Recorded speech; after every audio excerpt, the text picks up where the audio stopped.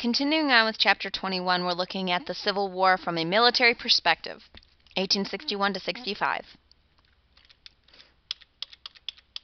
Now, we tend to talk a lot about in American history what was going on in the Civil War, but only focusing our attention on the eastern theater, or the eastern side of the United States. Obviously, their war was going on all over the country between the North and the South, and this includes the western theater of war. In the western theater, U.S. Grant had really started to rise through the ranks. He had really started to distinguish himself as a good general based on his endeavors out in the western theater. He once again was a West Point graduate, a veteran of the Mexican-American War. So major ways that he started to identify himself or show people that what a good general he was, starting in February of 1862. He led his army to capture both Confederate forts of Fort Henry and Fort Donelson, which is in Kentucky. He demanded unconditional surrender here, and this is going to be important later on in terms of what he's willing to accept. If you surrender to Grant, it is unconditional. You can't say, oh, we'll surrender, but only if we can keep this and this and this. No, it is up to Grant what you are allowed to keep or not keep when you surrender. So with his victories at Forts Donelson and Henry, this ties Kentucky to the Union, and it also opens the door into Tennessee, Georgia, etc., further south, and then eventually back east. In April of 1862, U.S. Grant moves his troops further south into southern Tennessee to the Battle of Shiloh. At the Battle of Shiloh between April 6th and 7th of 1862, Grant was focusing on trying to capture the junction of two railroads, which obviously was a strategic location. This was a loss for Grant, and a heavy loss at that. But after this, he continues trying to capture strategic locations. One thing that's going to help him achieve this goal is also in the spring of 1862. Naval Admiral David Farragut successfully captured New Orleans, which is the mouth of the Mississippi River. This is going to be important because remember, one of the goals of the Union Army during the Civil War is to capture the Mississippi River because of its strategic location and also to cut the Confederacy right in half. So, with the capture of New Orleans, Grant continues moving further and further south, taking small sections of Confederate territory at a time. So by this point, there is a small window of area between Vicksburg, Mississippi, and Port Hudson, Louisiana, and this gap was allowing supplies and cattle and troops and food and everything else to flow between Texas and the rest of the Confederacy and vice versa. So the goal of Grant is to capture this small territory to cut Texas off from the rest of the Confederacy. So Grant's forces attack the fort at Vicksburg to try to end this flow of supplies. Vicksburg fell on July 4th, 1863, when they had nothing left to eat but mules and rats and whatever. They were literally starved out, the Confederacy was, at the Battle of Vicksburg. 5 days later, Port Hudson was also captured, thus giving the Union complete and total control of the Mississippi River. Now, this is extremely important timing, July 4th, 1863, because literally just the day before was the Union victory at Gettysburg. So in 2 days, two massive victories for the Union Army. This basically stops any and all complaining from the Butternut region. The Butternut region is the southern portions of Ohio and Indiana, where along the Ohio River, where even though they are part of the North, they have southern leanings because of their proximity to the South. So people in the Butternut region, as it was called, had been demanding peace or an easy separation. This kind of ends that complaining from the Butternut region. It also ends any hopes for future foreign intervention. The British had been possibly talking about selling the Confederacy Laird ram ships. That comes to an end because they are on a losing streak here. Okay, and here you see the troop movements further and further south, the goal to capture that Mississippi River and cut the South or the West off from the rest of the Confederacy. Okay, back to the east. Now, or how these two areas are going to link. Now, Grant, after his victory at capturing the entire Mississippi River, was sent to the eastern portion of Tennessee to help reinforce Union troops at the Battle of Chattanooga. From here, he won a series of battles that really brought him to the forefront, made a name for himself. And it also opens up the door into invading Georgia. At this point, Grant was named General-in-Chief of all Union armies because he was obviously a very good choice for that job. So he is overseeing all of the Union armies in the fields. Now, one of those armies in the field is led by General William Tecumseh Sherman. He is a Union general, and his mission is to take control of Georgia. And once again, this is total warfare. Sherman's March to the Sea, as it was called, was Sherman's forces moving 250 miles, burning everything along the way in November of 1864. Crops and troops destroying railroad lines, plantations, whatever it is, pillaging along the way as they went. This was definitely a marauding army moving its way across the state of Georgia. This is total war. By December of 1864, they had reached Savannah and continued their assault through out the rest of the Confederacy. So Atlanta burned to the ground, Savannah burned to the ground, and Sherman then turns his attention and starts moving towards South Carolina, once again burning everything, destroying everything along the way. This is total war, and it is absolutely horrifying what Sherman's forces did in the South, especially in Georgia and into South Carolina. But the goal of it is to weaken the Southern morale, to get them to surrender in this war because they can't take much more of this.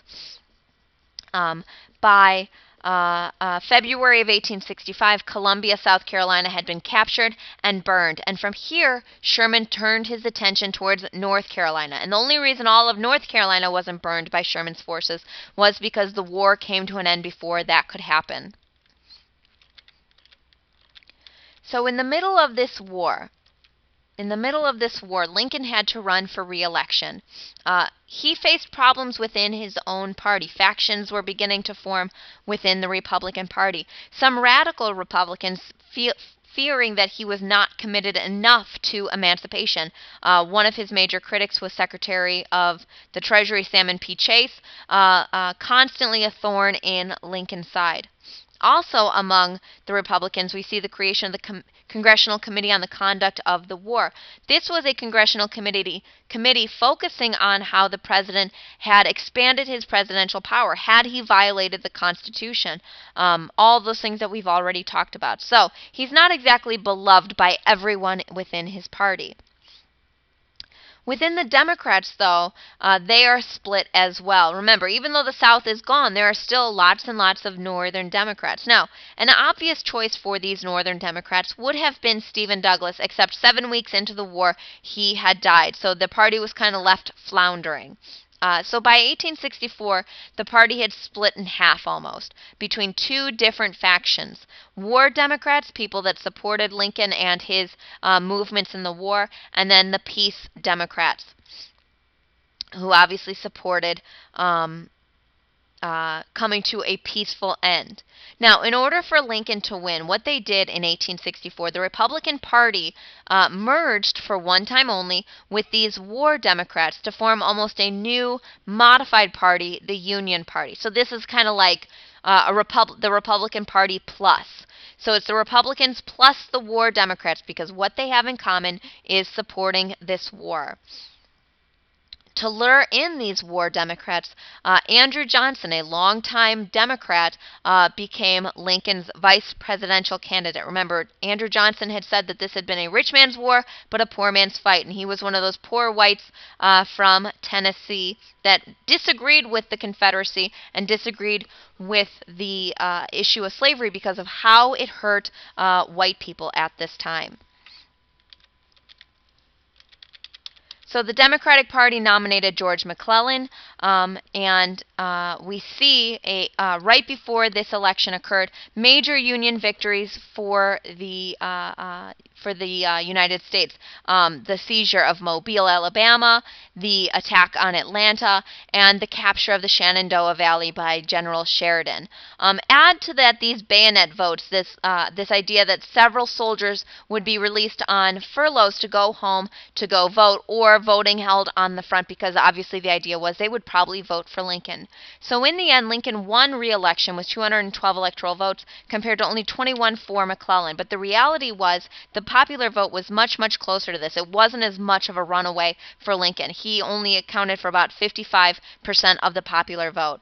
But this re-election for Lincoln, this was really their last chance for the South. This was their last chance. They were watching this election very closely, hoping that a President McClellan would be much more open to peace negotiations. So now it's just a push to the end. Grant was brought in from the west to oversee Meade. Remember, Meade is still the general in charge of the Army of the Potomac. And Grant basically says, no matter what, push forward. We need to destroy the enemy in pieces and parts. This becomes a war of attrition. The goal is to just simply outlast the other side. Push forward regardless of casualties. And so that's exactly what the end of this war looks like. Lee's army was attacked. 100,000 Union troops attacking Lee's army in the Overland Campaign. This is the campaign to finally, for the last time, capture Virginia and capture Richmond. Half of the forces were lost during this campaign. At the Battle of Cold Harbor, as one example, within minutes, 7,000 Union troops were killed when they attacked the fort at Cold Harbor, which was seen as impenetrable. Grant was called a butcher by the North because of the thousands upon thousands of men dying in this war. In February of 1865, the Confederacy attempted to have peace negotiations with Lincoln on board a Union ship that was stationed at Hampton Roads, Virginia. What the Confederacy was advocating for was an independent country, but Lincoln said no, there can be no peace without a restored Union and emancipation. Which by this point, the 13th Amendment had just passed the House and Senate. It just had to be ratified by the states. So, by April of 1865, it comes down to this. Union Army had captured Richmond, and Lee was surrounded in Virginia. He had no choice but to surrender at Appomattox Courthouse in Virginia. After the surrender of Lee, now mind you, Lee is just one army in the field, but he is obviously the largest and most visible of the armies in the field. So very quickly, the other armies began surrendering as well, following Lee's lead. And Grant very famously said, the war is over, the rebels are our countrymen. Again, he is advocating for leniency towards the Confederates. Here you see a map of this Appomattox campaign. And an artist's rendering of this surrender. Now, 5 days after Lee surrendered at Appomattox Courthouse, Lincoln was watching a play with his wife, our American cousin, and was shot dead by John Wilkes Booth. John Wilkes Booth was just one part of a conspiracy to try to destabilize the U.S. government. An attack had been planned on the vice president. That guy actually ended up chickening out, and an attack on the Secretary of State, and he was actually stabbed, but he lived. Lincoln was the only one that was shot and mortally wounded, and he died the next morning. His death historically means that we forget his shortcomings and only remember him for the good qualities. We don't remember how he violated the Constitution. And in the end, even though John Wilkes Booth was trying to destabilize the U.S. Government, it ended up being a bad thing for the Confederacy. Lincoln would have promoted a much more lenient Reconstruction than what ended up happening. Reconstruction is going to be a struggle now after the war. Reconstruction is the period of time immediately following the Civil War in which we actually reconstruct the USA. Andrew Johnson is now president. Remember, he is a Democrat, and he is facing a Republican Congress. There are going to be massive battles to come during Reconstruction. Here is Booth and his attack on Lincoln. So the overall idea of this war, 600,000 Americans dead in this war. Now, mind you, this is both sides were Americans, but this is insane that 600,000 Americans were killed during this war. This is an entire generation of men. This would mean a lower birth rate for years and years and years to come because of this. $15 billion in costs directly. That's what the war cost in that time. But that doesn't account for the money that still is going to be spent for years to come on pensions, on the interest to be paid on the national debt, etc.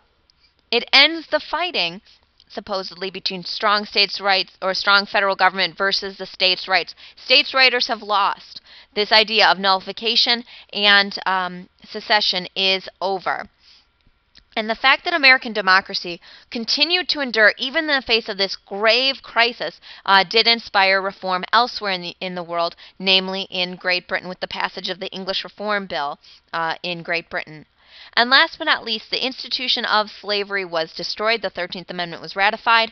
4 million slaves freed at the end of the Civil War. But that doesn't stop the split between the North and the South. That'll continue on even into today. And that is chapter 21.